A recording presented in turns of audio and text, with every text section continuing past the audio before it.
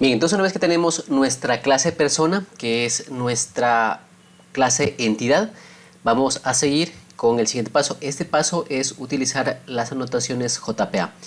En este sentido vamos a utilizar lo que es el proyecto Sprint Data JPA, que es el proyecto que implementa todo el tema de persistencia en una base de datos utilizando las anotaciones. Entonces, como mencionaba, nuestra clase es una clase entidad, por lo que esta clase, mediante el uso de anotaciones JPA, va a mapearse como una tabla en base de datos, una tabla en la base de datos que ya creamos anteriormente. Entonces, ¿cómo funciona esto? Recordemos que nosotros estamos trabajando con una base de datos MySQL. Una base de datos MySQL es una base de datos relacional. Y acá nosotros en el proyecto estamos trabajando como lenguaje de programación que es Java. Java es un lenguaje de programación orientado a objetos. Entonces, ¿qué es lo que pasa? Para nosotros poder persistir información en una base de datos utilizando un lenguaje orientado a objetos y una base de datos relacional es un poquito complicado. ¿Qué quiere decir esto? Que nosotros tenemos que hacer un mapeo manual de lo que es nuestra clase en Java hacia nuestra tabla de base de datos. Sin embargo, utilizando lo que es el estándar JPA, lo que es Sprint Data JPA, esto se facilita mucho porque automáticamente nosotros podemos mapear mediante anotaciones una clase en Java a una tabla en base de datos en cualquier motor de base de datos, ya sea MySQL, ya sea Oracle y cualquier base de datos relacional. Entonces, ¿cómo funciona esto? Pues de la siguiente manera. Vamos nosotros a utilizar aquí en nuestra clase las siguientes anotaciones. Vamos a utilizar la anotación que es, en este caso, se llama @entity. Entonces vamos a poner aquí siempre las anotaciones en Java se antepone el carácter arroba. Entonces vamos a poner aquí @entity y vamos a importar el paquete, o bueno, automáticamente ya se importa el paquete de jakarta.persistence.entity. En este paquete se encuentra esta anotación y entonces se importa para que no nos dé ningún error. Ahora, ¿qué hace esta anotación? Bueno, esta anotación lo que hace es indicarle al framework, a Spring, que esta clase se va a mapear como una tabla en base de datos. Entonces vamos a continuar con más anotaciones que son las más básicas como para trabajar en un proyecto. Hay muchas más anotaciones que se utilizan de acuerdo a las necesidades que tiene un proyecto. Entonces vamos aquí a anotar lo más elemental. Bien, lo siguiente que vamos a poner es una anotación que se llama table. ¿Qué hace esta anotación? Esta anotación table, que también pertenece al paquete jakarta.persistent. Esta anotación lo que hace es darle un nombre específico o mapearla con un nombre específico en lo que es el motor de base de datos. Entonces, ¿cómo funciona la anotación table? Funciona de la siguiente manera. Aquí vamos a poner table y vamos a poner también un atributo que es el atributo name. Aquí vamos a poner un nombre. Este nombre es el nombre con el que se va a mapear realmente ya en la base de datos. Nosotros en la base de datos no vamos a poner un nombre persona. ¿Por qué? Porque la nomenclatura para nombrar una base de datos es siempre en plural. Es decir, una base de datos podría ser personas, podría ser, no sé, perdón, una tabla podría ser personas, niños, estudiantes, pero no en singular. Entonces, para tener un mejor nombrado, un estándar, vamos aquí a ponerle de nombre personas. ¿Qué quiere decir esto? Que esta clase persona se va a mapear con una tabla en base de datos que se llama personas, ¿sí? Ya en la tabla en base de datos se va a llamar personas como tal. Ahora bien, ya tenemos la tabla. Ahora lo que tenemos que hacer es indicarle que esos atributos van a ser columnas de la tabla en base de datos. ¿Cómo se hace esto? De la siguiente manera. Vamos nosotros aquí a indicarle que ese atributo ID va a ser el atributo que va a tener la clave primaria. Siempre en una base de datos, en una tabla, es recomendable poner una columna que sea clave primaria para poder diferenciar del resto de registros. Entonces, ¿qué es lo que hacemos aquí? Utilizamos la anotación ID. Entonces siempre ponemos el carácter arroba y la anotación ID. Esa anotación se encuentra en el paquete jakarta.persistent, entonces se va a importar automáticamente. Entonces, una vez tenemos esa anotación, ya le estamos indicando que este atributo va a ser la clave principal de mi tabla. Ahora bien, Nosotros podemos darle cualquier valor a este ID. Sin embargo, para llevar un mejor manejo de lo que es la información, es preferible que este valor sea automático, ¿sí? Es decir, que lo ponga internamente el motor de base de datos.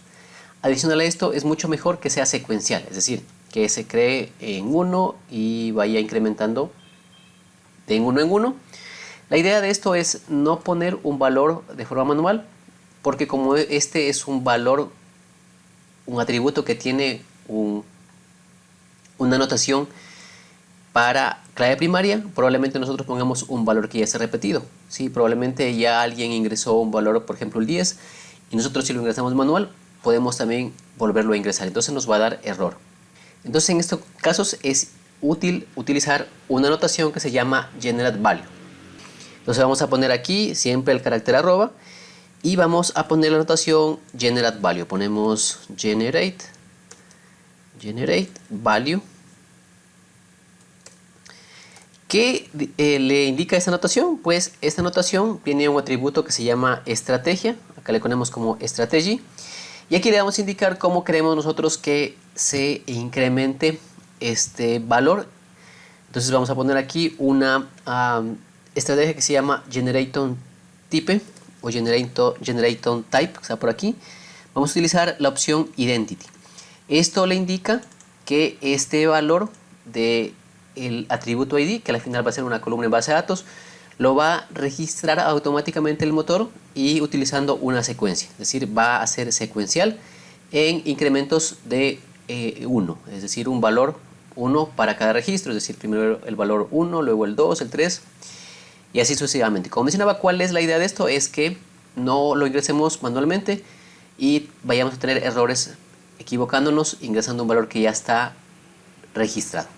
Bien, entonces para que los siguientes atributos de la clase se mapeen como campos o columnas de la tabla en base de datos, por defecto los dejamos así y esos se van a mapear directamente.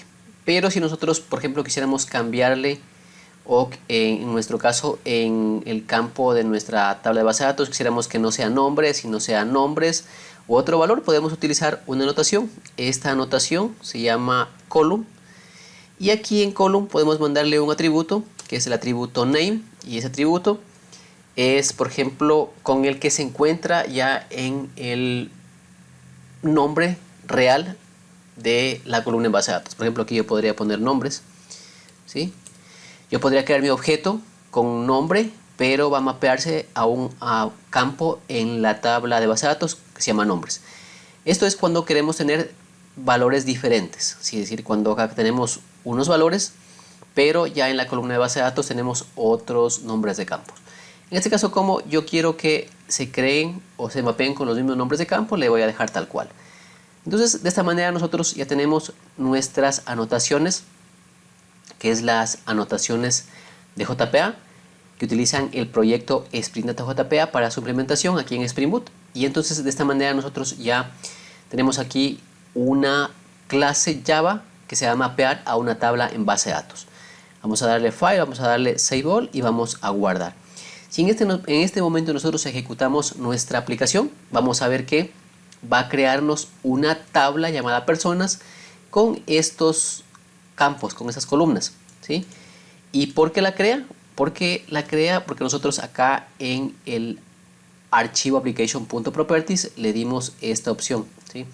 Esta opción update quiere decir que cuando la tabla no existe en base de datos la va a crear automáticamente.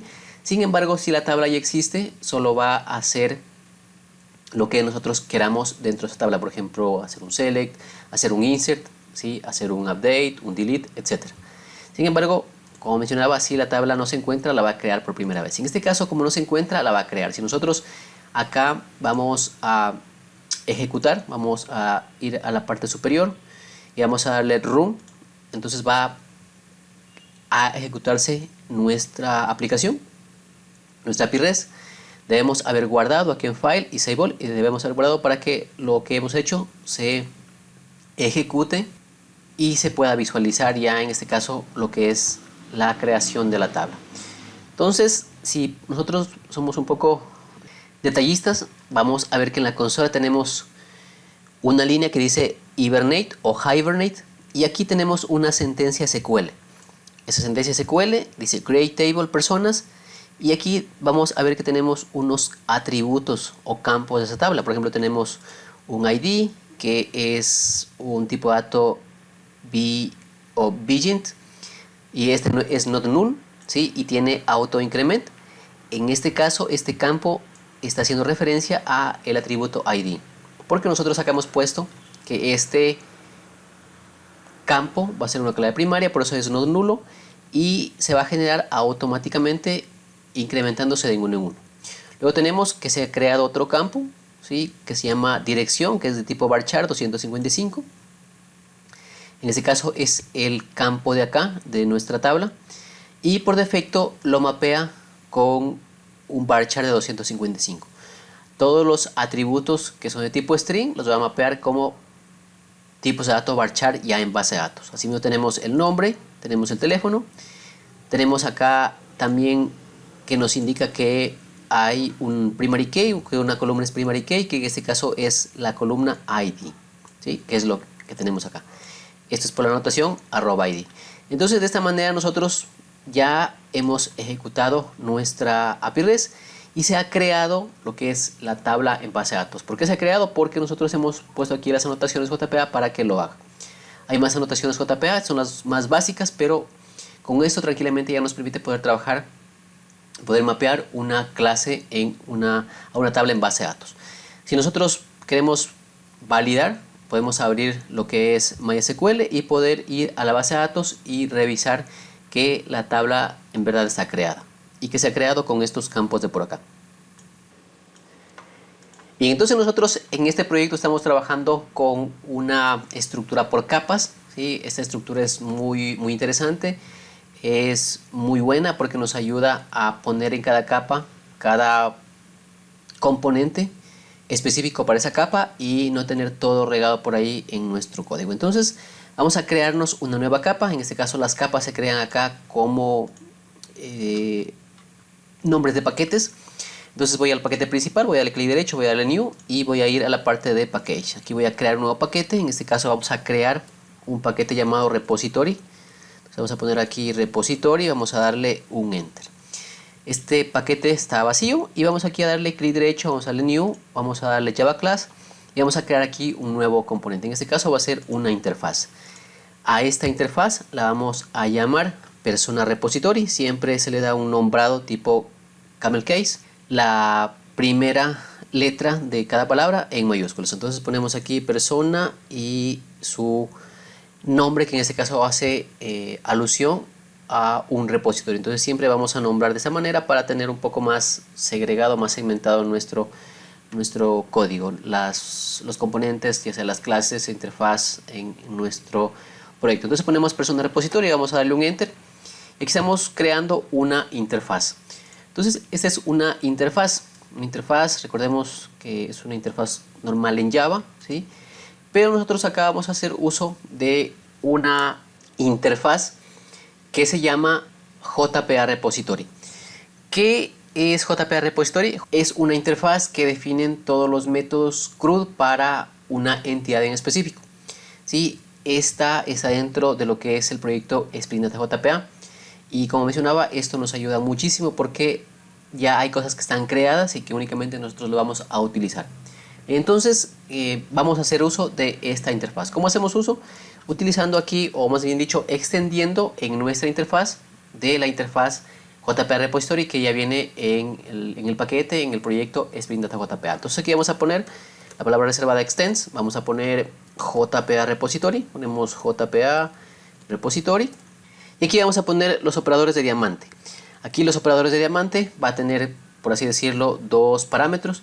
El primer parámetro vamos a indicarle a qué clase es la que nosotros queremos hacer el CRUD. En este caso nosotros vamos a crear un CRUD, vamos a exponer una API REST para gestionar los datos de una persona. Entonces vamos a decirle que para nuestro caso el primer atributo va a ser la clase persona. Entonces ponemos la clase persona, luego ponemos coma y luego vamos a poner el tipo de dato por el cual yo estoy definiendo o voy a trabajar o voy a gestionar esa tabla en base de datos. ¿Cuál es el tipo de dato? En este caso vamos a trabajar siempre sobre la columna o el atributo ID, en este caso es de tipo long. Entonces voy a poner long, ¿sí? Ponemos long y hasta aquí estamos perfecto. Entonces mencionaba, vuelvo a repetir, JPA Repository es una interfaz que yo voy a extender. Esa interfaz tiene los métodos CRUD para trabajar sobre mi API REST. ¿Qué quiere decir esto? Que yo no tengo que crear manualmente los CRUD, por ejemplo el delete, el insert, el select, el actualizar, sino que lo voy a hacer mediante esta interfaz. Esto ya tiene los métodos listos que únicamente yo los voy a usar. Ahora bien, ¿cómo yo sé que este repositorio va a ser para la clase persona? Porque de pronto voy a tener más clases entidades, porque acá yo le indico a qué clase en específico me va a aportar los métodos CRUD para trabajarlos en el proyecto. Entonces aquí le digo que es para persona, y aquí le digo el tipo de dato por el cual voy a gestionar, es decir, voy a gestionar por el ID. Recordemos que para obtener, por ejemplo, un registro en específico se utiliza el ID, para eliminar lo mismo, ¿sí? Para hacer un select también puede ser, y entonces por eso ponemos el tipo de dato por acá. Bien, una vez que tenemos ya los repositorios o el repositorio en este caso, vamos a crearnos una capa más, ¿sí? En este caso nuestra capa repository es la capa que ya hace lo que es el acceso a base de datos, ¿sí? Vamos a crearnos una capa más que se llama la capa de servicio. Entonces asimismo la vamos a hacer añadiendo lo que es un paquete. Entonces vamos al paquete principal, le damos clic derecho new, vamos a package, vamos aquí a ponerle de nombre service. Y en este paquete vamos a encontrar ya todas las clases que hacen la lógica para lo que es nuestra aplicación. Es decir, aquí se encuentra toda la lógica que va a desarrollar nuestra aplicación. Bien, entonces vamos a hacer lo siguiente. Vamos a crearnos aquí una clase en el paquete de servicio. Vamos a service, clic derecho, new, java class. Y vamos a crearnos una clase llamada persona service. Sí, vamos a darle enter y tenemos aquí una clase. Y esta clase va a contener los métodos CRUD, pero ya la implementación. Es decir, aquí tenemos la lógica, podemos también crear más clases de servicio que apoyen a la lógica de nuestra aplicación. En este caso únicamente es para los métodos CRUD. Entonces aquí yo voy a declarar, voy a definir un nuevo atributo. En este caso va a ser una referencia a la interfaz persona repository. Entonces yo le pongo private, le pongo persona repository, le voy a dar de nombre persona, más bien dicho voy a dar primeramente el tipo, le voy a poner que es persona repository, va a ser el tipo persona repository, y le voy a dar con control barra espaciadora el nombre que aquí me recomienda, persona repository. Pongo punto y coma y listo. Entonces antes de nada vamos aquí a utilizar una anotación. Esta anotación es Spring Framework y esta anotación nos sirve para indicarle al framework que esta clase va a ser una clase de servicio. Entonces vamos aquí a poner anotación service. Sí, recordemos que Spring Framework es un framework que trabaja con el tema de inyección de dependencias, ¿sí? Con el tema de inversión de control. Entonces nosotros acá vamos a inyectar dependencias a nuestras clases. En este caso vamos a inyectarle una dependencia. Entonces vamos a indicarle que esta clase es una clase de servicio y que le vamos a inyectar este componente para que haga uso la clase persona service. Existen muchas formas en Spring Framework de hacer inyección de dependencias. Nosotros vamos a hacerla por constructor. ¿Qué es lo que vamos a hacer entonces? Lo siguiente. Bien, entonces acá en Windows vamos a hacer lo siguiente. Vamos a poner al insert y vamos a elegir la opción constructor. Aquí vamos a decirle que vamos a crear un constructor con ese atributo que es el único que hay. Le vamos a dar OK. Y aquí estamos diciéndole que vamos a tener un constructor en el cual le pasamos un parámetro. De esta manera nosotros ya le estamos haciendo inyección de dependencias automáticamente. Pudiésemos también utilizar una notación que se llama aquí la notación auto-wired, sin embargo no está tan recomendada en estas últimas versiones.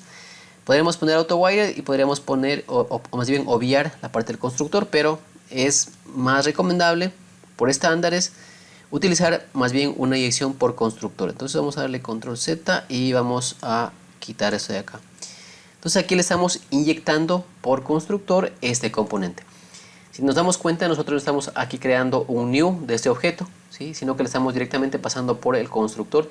Y aquí es donde nosotros, o más bien dicho, el framework hace lo que es la inyección de dependencia, que eso lo hace internamente. Esto lo explico en un curso más avanzado. Si de pronto te interesa, podrías acceder a él, que al final de todos estos cursos, estos videos que estoy haciendo, voy a enviar el curso que es más avanzado y que te puede ayudar a entender un poco mejor lo que es Spring. Pero bueno, entonces vamos aquí a crear los métodos CRUD. Entonces vamos a empezar creando el método public, perdón, un método con un tipo de acceso público. En este caso vamos a retornar nosotros una persona.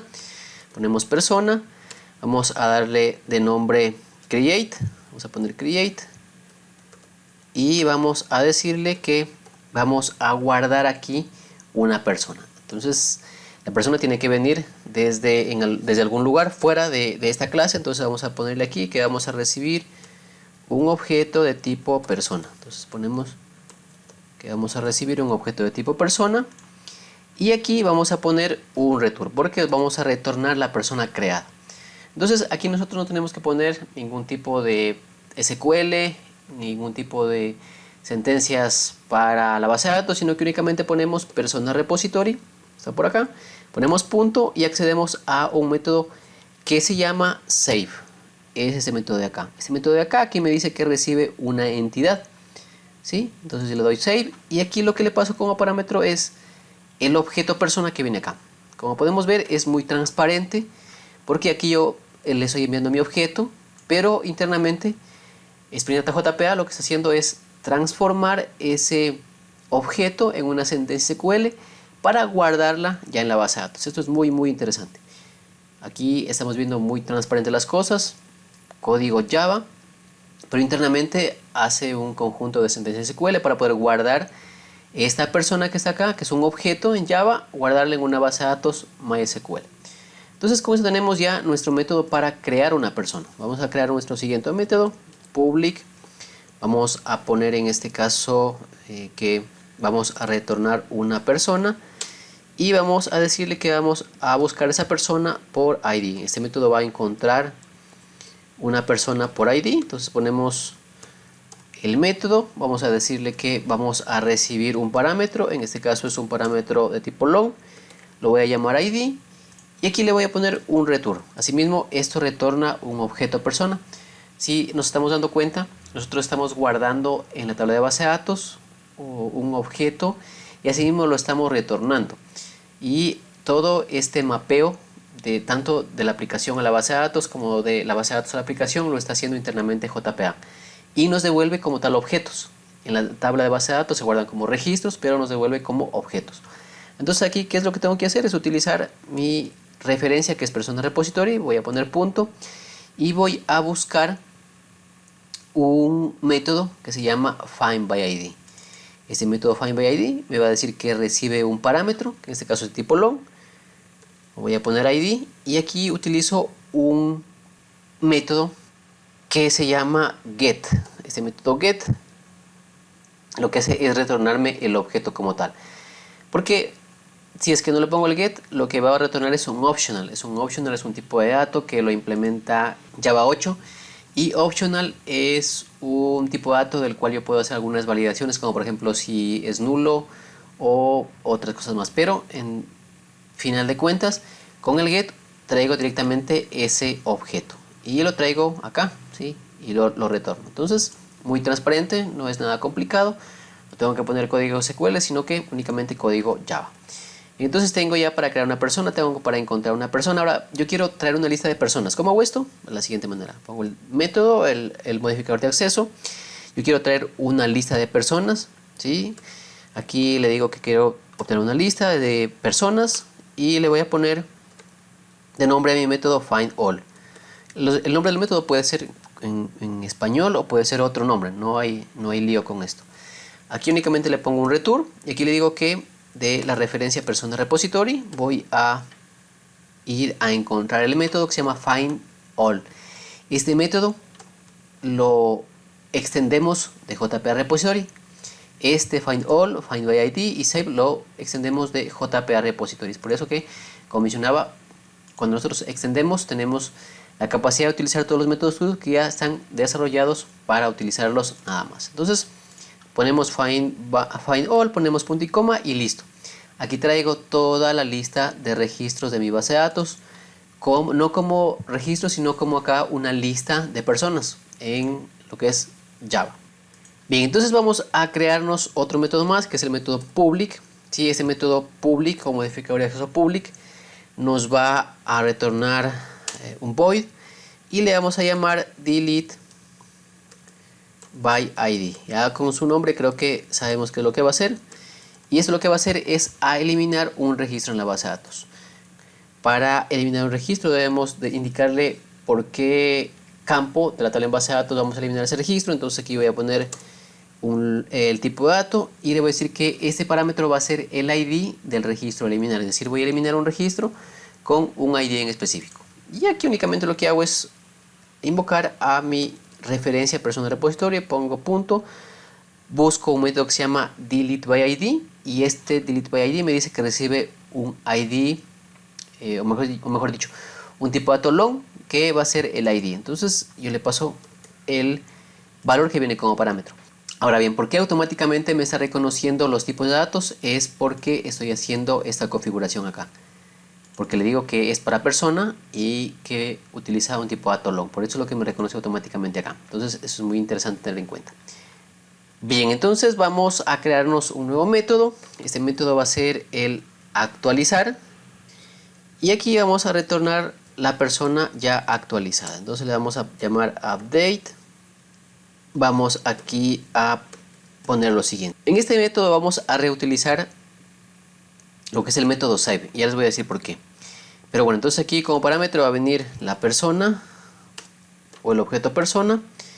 Y aquí voy a ponerle un return para que me retorne ya el registro actualizado. Aquí voy a poner la referencia, que en este caso es persona repository punto, y voy a utilizar el método save. Ya les digo por qué. Entonces vamos a poner aquí persona. ¿Sí? Estamos prácticamente utilizando el mismo método que lo utilizamos para guardar a una persona.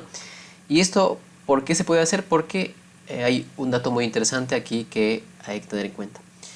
Lo que es JPA hace una inserción en la base de datos cuando un registro, o más bien dicho, cuando lleva un objeto a hacer el insert o a procesarlo mediante el método save. Primeramente mira si en ese objeto hay un valor en el ID. Si hay un valor en el ID, va a buscarlo en la base de datos y lo va a actualizar automáticamente. Pero si es que no lo encuentra, lo va a crear. Entonces esa es la facilidad. Acá tenemos el método create. En este caso, en este método create, el atributo ID va a ir en nulo. Entonces por ende va a ser un registro como tal, un guardado como tal. Sin embargo, acá nosotros ya cuando actualicemos vamos a enviar una persona con un ID que ya se encuentra en la base de datos. Entonces el atributo ID va a ir con un valor. ¿Qué es lo que va a hacer JPA? Va a ir a buscar ese valor, si es que ya lo encuentra en la base de datos. Entonces ya no va a crear nuevo registro, sino que va a actualizar el registro que ya está. Bien, entonces ya tenemos nosotros nuestra capa tanto de entidad, nuestra capa repository y nuestra capa de servicio. Lo que vamos a hacer es a continuar con nuestra capa de controlador. ¿Qué va a hacer esta capa? Esta capa ya es la que expone los endpoints con los métodos finales para que cualquier cliente pueda acceder. Entonces por eso vamos a darle clic derecho aquí en el paquete principal, vamos a darle new y vamos a crear un nuevo paquete. Vamos a darle package, vamos a ponerle de nombre controller, ¿sí? Y vamos a darle clic derecho y vamos a crear aquí una nueva clase. A esta clase la vamos a llamar persona. Siempre hacemos referencia a la entidad a la que estamos gestionando. Entonces vamos a poner persona y también hacemos el nombrado con el estándar de camel case, es decir, la primera letra de la palabra en mayúscula y luego en minúscula, y luego si hay más palabras ponemos también la primera letra en mayúscula. Entonces ponemos persona, ponemos controller. Entonces con esto tenemos un nombrado muy particular y es fácil luego hacer actualización en el código. Es muy fácil darle mantenimiento porque sabemos qué es lo que está haciendo cada clase en nuestra aplicación. Bien, entonces aquí también creamos una clase. Si ustedes se dan cuenta, estamos creando clases Java y únicamente estamos decorando con anotaciones para indicar al framework que estamos trabajando con componentes específicos de acuerdo a las anotaciones. Aquí vamos a poner una anotación interesante, que es la anotación controller, perdón, la anotación resController. Entonces siempre ponemos el carácter arroba, ponemos resController Y con esta anotación le estamos indicando al framework que esta clase es una clase muy particular y esta clase va a exponer recursos hacia los clientes. Entonces, a pasar de una clase típica en Java, vamos a pasar a que esta clase sea un controlador. ¿Por qué? Porque estamos poniendo aquí la anotación. Son estereotipos que tiene el framework y que permiten hacer que ciertas clases tengan funcionalidades particulares. Entonces, ¿qué es lo que estamos o vamos a hacer aquí? Aquí vamos a poner ya como tal los endpoints. Entonces, vamos a crearnos una variable, vamos a poner private y vamos a poner aquí vamos a inyectarle aquí un objeto o un componente que en este caso es una clase persona service. ¿Por qué? Porque aquí yo tengo todos mis métodos CRUD. Entonces, vamos aquí a poner el nombre de la clase que es persona. Sería persona service, vamos a crearnos una nueva referencia. Entonces aquí en Windows ponemos control barra espaciadora y definimos el nombre. Asimismo vamos a inyectar esto por constructor. Entonces vamos a poner al insert, vamos a poner constructor y vamos a darle OK. Seleccionamos acá arriba o validamos que está seleccionado el atributo al cual le queremos pasar por constructor y con eso estamos inyectándole por constructor este componente.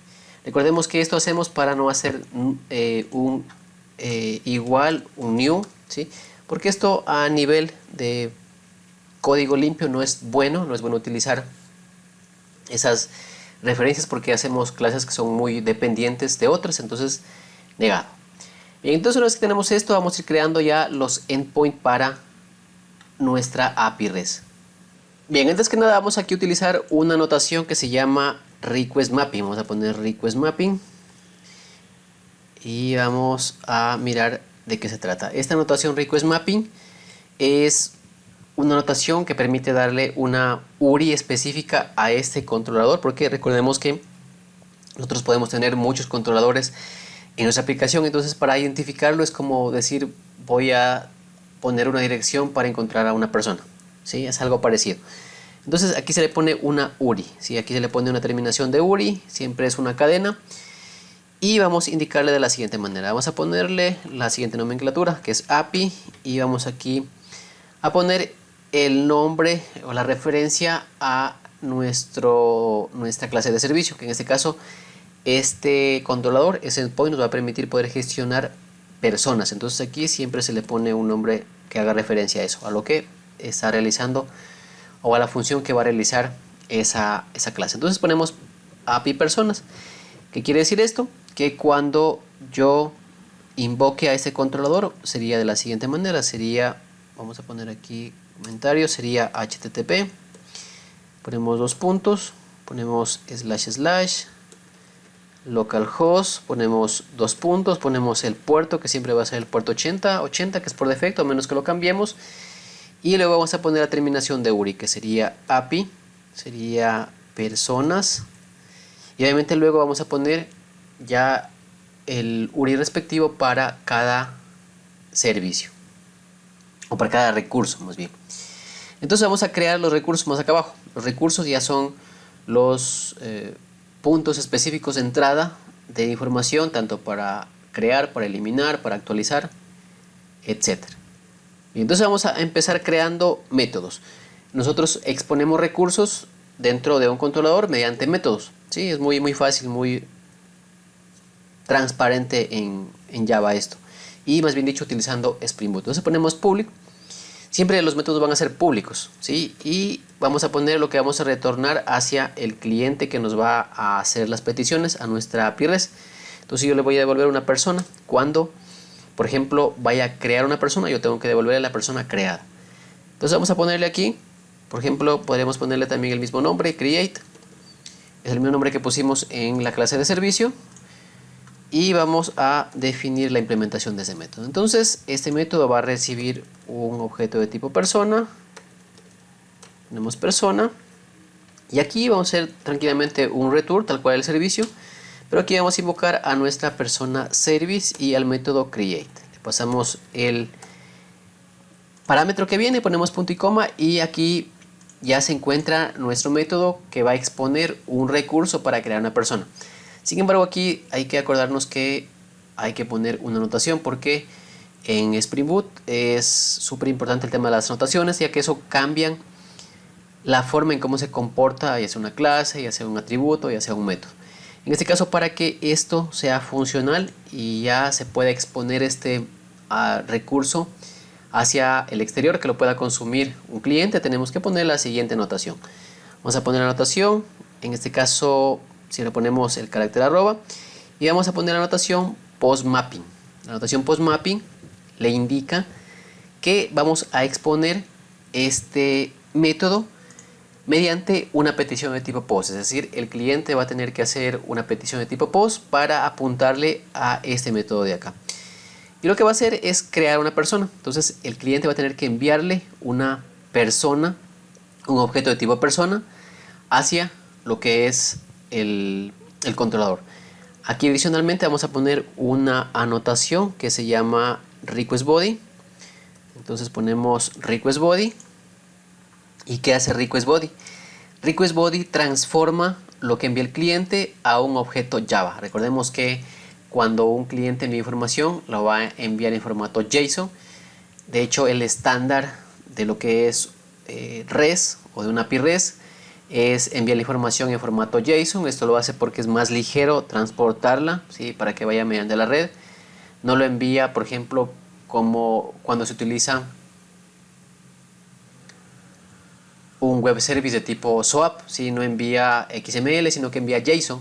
Entonces, como envía JSON y acá nosotros tenemos código Java, ¿sí? Entonces es necesario utilizar esta anotación para hacer ese mapeo, para hacer ese match entre el JSON que viene y que lo pase a una clase, a un objeto de tipo persona, pero en lenguaje Java.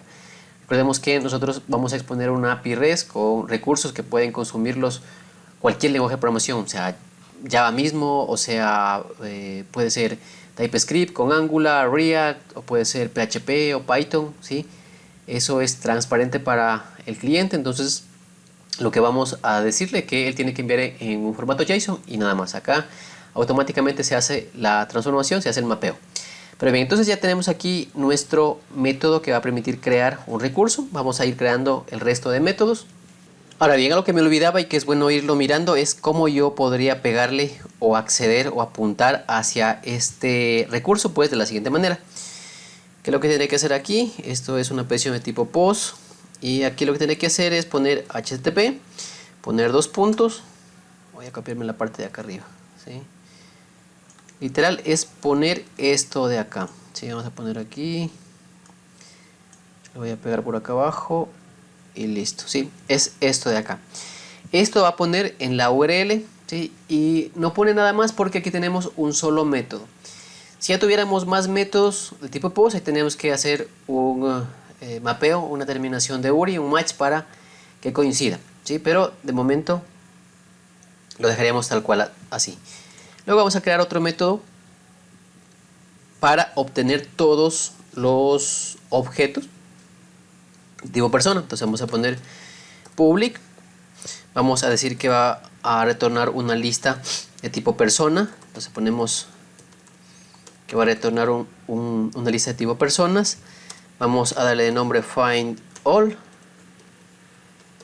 y vamos a poner que en este caso nos retorna una referencia con persona service y al método find all. Así, muy básico. Una sola línea trae todos los registros de la tabla de personas que están en base de datos. Entonces tenemos que indicarle que esto va a ser un recurso y que va a exponerse mediante una API REST. Para esto, ¿qué hacemos? Es utilizar la notación getMapping. Ponemos getMapping y con esto ya estamos realizando nosotros la implementación de un recurso que se va a exponer en nuestra API REST para obtener todos los registros en base de datos. Entonces esto funcionaría con una petición get, tipo get. El cliente lo que va a hacer es una petición de tipo get y únicamente va a poner esta URL y como hay un solo método va a mapearse a este método de acá tranquilamente, porque aquí está el método get, o bien dicho el método final que tiene una notación de tipo getMapping. Luego vamos a hacer un método que nos permite obtener una persona por su ID. Entonces vamos a asimismo a crear un método simple tenemos una persona, vamos a poner find by ID y vamos a hacer un return. Entonces aquí es importante tener en cuenta que vamos a recibir un parámetro que es el ID del objeto que yo quiero obtener. Aquí hicimos referencia a personaservice.findById y le pasamos ese parámetro y listo.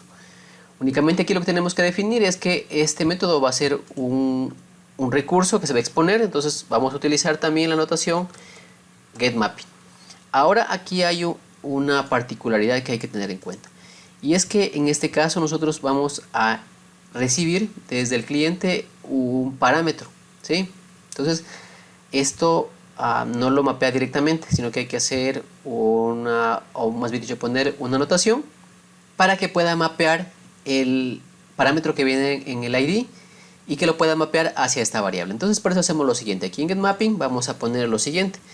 Vamos a poner esta nomenclatura. Vamos a poner una cadena, vamos a poner un slash y vamos a poner aquí un nombre. Yo le voy a dar de nombre ID. Este nombre ID debe estar siempre dentro de apertura y cierre de llaves. Y entonces aquí les estoy indicando que en la URL va a venir un valor y que ese valor luego tengo que pasarlo hacia este parámetro de acá. ¿Cómo hago esto? Utilizando una anotación que se llama pathVariable. Entonces aquí pongo arroba pathVariable. Esto lo pongo siempre antes del atributo que quiero que se mapee. Y en este caso, como el nombre es igual, entonces no hago absolutamente nada. Ahora que si por ejemplo acá fuera ID persona y acá abajo solo fuera ID, ahí tengo que en pathVariable tengo que hacer el mapeo. Entonces ahí tengo que decirle que de este ID persona me lo mapee a mi atributo que está por acá, que se llama ID. Sí, entonces en este caso cuando es un nombre diferente sí tenemos que hacer esta parte de acá. Si no, tranquilamente le vamos a poner lo siguiente, ID, y acá vamos a poner persona, mejor dicho, vamos a poner ID y lo va a mapear directamente porque tienen el mismo nombre.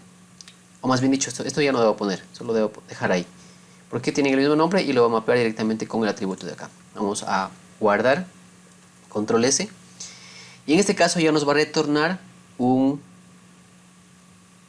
objeto de tipo persona por su ID. ¿Cómo mapearemos esta solicitud? Esta solicitud la mapearemos de la siguiente manera. Va a ser una solicitud de tipo GET. Y en este caso vamos a poner HTTP, vamos a poner dos puntos, vamos a poner slash slash, vamos a poner localhost, ¿sí? Vamos a poner dos puntos, 8080, y vamos a poner API, vamos a poner personas, y aquí sí tenemos que aumentar el parámetro. Entonces, ¿cómo aumentamos el parámetro? Ya en la solicitud sería un slash, y aquí vamos a poner un valor, no sé si me ocurre, por ejemplo el 5, ¿sí?